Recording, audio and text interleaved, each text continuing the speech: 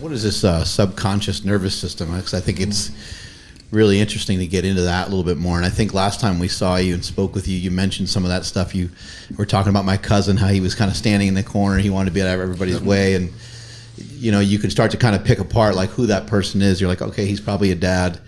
You know, he probably wants to do shit for other people first and probably always puts himself second.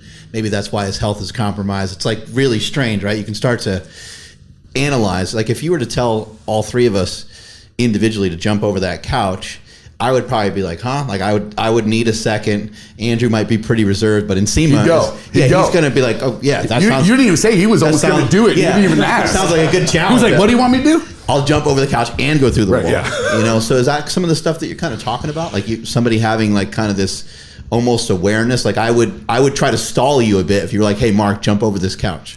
Well, yeah. So I mean that gets into, obviously there's some different personalities in that. However, what I would say is the guy that I met 20 years ago would jump over that couch, right? No problem.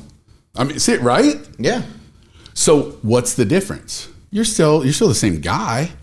The difference is your physiology dictates behavior. Now, obviously psychology, and I got really deep into this, and I got to a point where I really felt like physiology, it's everything, all the behavior. No, man, I had to come back on that because then I had some failures, and I'm like, oh, okay, this isn't it.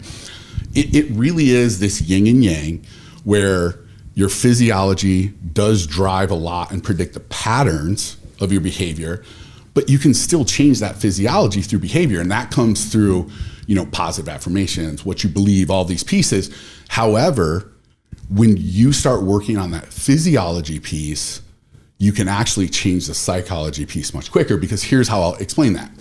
Why right now do you not want to go into, if everything on your body felt amazing, hips, knees, everything, would you go do that? Absolutely. So physiology drives behavior.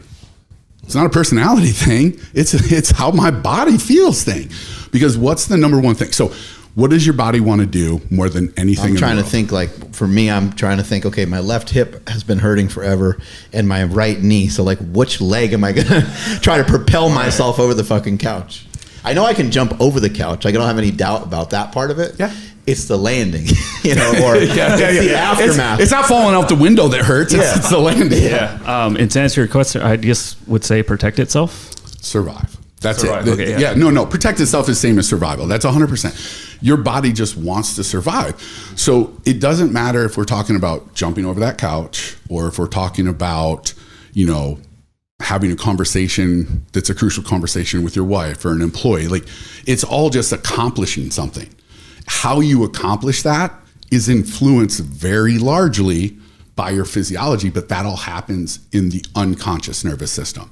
And so that's where, you get into a lot of these pieces. And once you really start to understand this unconscious nervous system and the global neurological sequence, you can start to look at people and start to test them through things. And I'll do it to people sometimes just to have fun, because you know me, I love to have fun.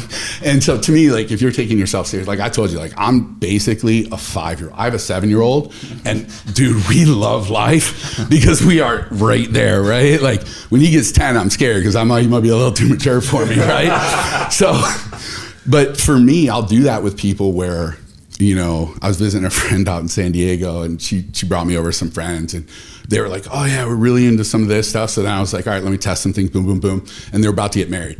And so I said, okay. Oh no. So no. No. This is a happy ending. You guys are very incompatible. Oh my God, don't get married. No, they were great. But what I did was I tested some things on him, and then I said, okay, guys. And I looked at her, I go, isn't it frustrating how when you're just trying to be close and hold him, he won't do that, and he either keeps you away or puts him over his shoulder and won't look you in the eye closely? Isn't that annoying in bed? And she was like, what the fuck? Because when you start to test some of these pieces, how you do one thing is how you do everything. So when you start to pick apart this unconscious nervous system, the behavior of not jumping over that couch, that's going to translate to a lot of different other places. I know you're enjoying this clip, but listen up. We have this beef company, Piedmontese Beef, that no matter what diet you're doing, whether it's low fat, high fat, carnivore, keto, whatever, they have perfect cuts that are going to fit your diet perfectly. And the cool thing, Andrew, less connective tissue, so you're not going to have those gristly, nasty things that you have to spit out when you eat beef. That's what those are? That's what those are. Oh, and Piedmontese doesn't have that. They don't have that because the cows are jacked, lack of connective tissue, buttery when you cut into it. Amazing taste. So, Andrew, how can they get some Piedmontese? Yes, sir. It's over at Piedmontese.com. That's PIEDMONTESE.com. At checkout, enter promo code POWER for 25% off your order. And if your order is $150 or more, you get free 2-day shipping. Again, that's at Piedmontese.com, promo code POWER. Let's go ahead and get back to this podcast. And so that's what, to the point, right? So most people in modern psychology go, well, that's a personality. That's a mental thing, right? No, it's not. Your hip hurts. Like, that's not a mental thing. That is literally, it's there. It's your physiology. And that's where someone would go, oh, well, Nsima just loves a challenge and he's going to do that. Mark that. No, fuck that. Because the dude I knew 20 years ago would jump through that wall and have me hit him over the chair with, you know what I mean? Like, and that's it is in that part, it's a deep rabbit hole of stuff I've really dropped down. But a lot of what I've done with a lot of my coaching is working with really successful entrepreneurs who, they've killed it in business. They value their health and fitness, because if you don't value your health and fitness, I think of the GNS, the global neurological sequence, I think of like a dial on the wall. So if I had this dial on the wall and that dial's turned down, it's real dim in here. I dial that up, it gets real bright in here.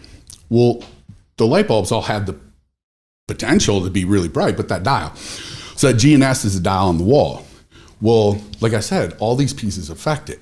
Your sleep, like all these health, fitness.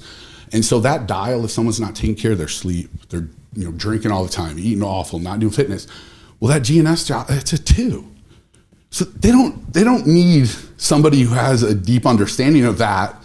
They just need to do the things that literally everybody in the world knows you need. So my specialty is coming in to the guy who already does all that, and his GNS is an 8, and he's super successful.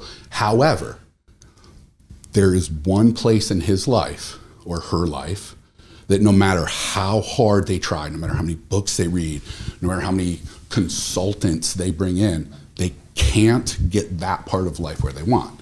And the reason they can't, in my experience, is because nobody has been addressing the unconscious nervous system with them. The ability to execute the things you know you should do. If everybody had that unconscious ability to execute, you have Google. Everyone would be ripped and be a billionaire. Yeah. Right? Like, it's not hard to be a billionaire, right? Like, sell something for $1 billion, right? Or, you know what I mean? Like, and that's the thing is, this part is just, it flows, and for me, right? Fitness, strength, it's a part of who I am. It'll always be a part of who I am. And honestly, me understanding these pieces, it really came from a lot of my deep understanding of motor learning. Because I realized that, okay, the nervous system goes through the brain. Same nervous system goes through the brain, goes through the body. When it goes through the brain, it sends the exact same signals it sends through the body. However, when it goes into the brain, it becomes a thought, conscious awareness. I can say something. When that same signal goes in the body, it becomes an unconscious action. And so those two things are so integral. And when I started understanding, like, wait, I understand how motor learning works. I understand how this works. So then when we look at behavior, so, okay, you know how to squat. Your squat pattern, it's dialed, or in jits, right? Like all these. And so you've learned that is an innate pattern you have. Well, we know this from lifting geared and raw and all these differences. The pattern that made you successful, let's say to squat and gear, might not make you successful to squat non-gear, right? It's a little different. Well, the thing is with behavior is that the behavior that I might have used when I was 25 years old that made me really successful, it's going to make me really unsuccessful at 35. The difference is that behavior is just like squatting.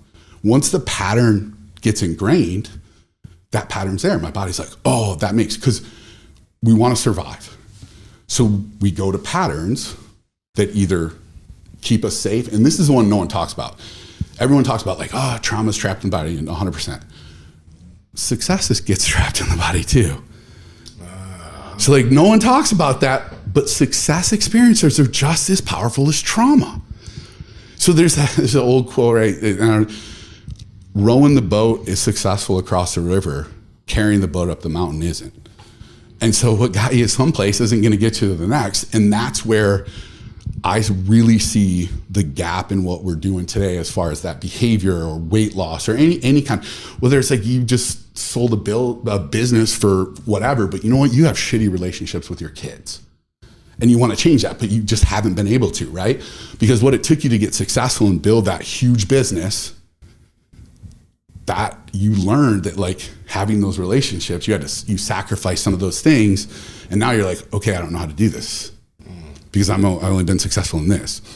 And that's, I think people don't talk about that. Like there's so much behavior that made me successful in powerlifting that made me really unsuccessful in other parts of life. And that gets trapped in your body. Success gets trapped just like, it's just a pattern, right? It's just a pattern that gets, and your body's going to run those patterns. Hey, wait, before you go, you got this far. That means that you've enjoyed the heat that we're continuing to bring you. So listen, like the video, comment something down below. We'll reply back and subscribe to the channel because we continue to bring you the heat.